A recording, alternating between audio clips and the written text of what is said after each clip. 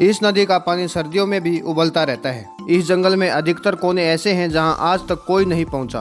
Andre ने अपने सामने ही कई जानवरों को नदी में गिरते और उबलते हुए देखा।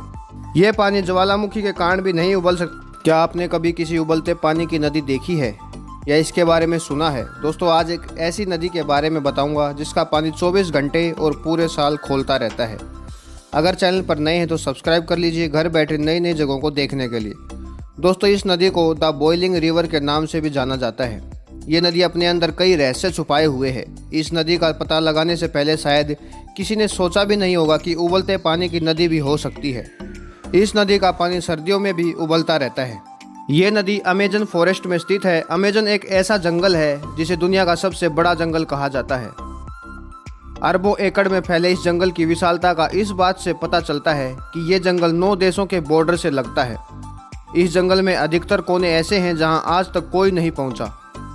यहाँ पर पशु पक्षियों और पेड़ पौधों की ऐसी प्रजातियां हैं जिनका कोई अंदाजा ही नहीं। इस जंगल में है ये उबलते पानी की नदी। इस उबलते पानी की नदी की लंबाई 6.4 किलोमीटर, चौड़ाई 82 फीट और गहराई 20 फीट है। इस नदी का तापमान 50 से 90 डिग्री सेल्सियस तक रहता है और कुछ स्थानों पर 100 डिग्री तक पहुंच जाता है।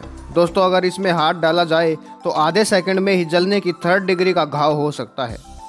इस नदी का पानी इतना गर्म होता है कि चाय और चावल तक बना सकते हैं। बॉइलिंग रिवर के आसपास उसके गर्म पानी की भाप उड़ती दिखती है। इस भाप की वजह से कई बार इलाके में दृश्यता काफ़ी कम हो जाती है। पानी और कुदरत के इस गजब के नज़ारों को देखने लोग यहाँ आते रहते हैं। इस अजीबोगरीब नज़ारे को देखने की लोगों में उत्सुकता रहती है। इस नदी की खोज भूवैज्ञानिक आंद्रे रूजो ने साल 2011 में की थी। इस नदी की खोज के लिए आंद्रे रूजो ने काफ़ी मेहनत की। दरअसल ऐसा बताते हैं कि वैज्ञानिक दिमाग वाले आंद्रे रूजो बचपन में उबलने वाली नदी की कहानी सुनते आए थे। तभी से उसे यकीन था कि अगर लोक कथा में ऐसा जिक्र है तो ऐसी नदी सच में हो भी सकती है। भूवैज्ञानिक बनने पर आंद्रे ने इसकी तहकीकात शुरू की। उन्होंने कई जगह पूछताछ की लेकिन किसी को इसका पता नहीं था। सबने ना में ही जवाब दिया।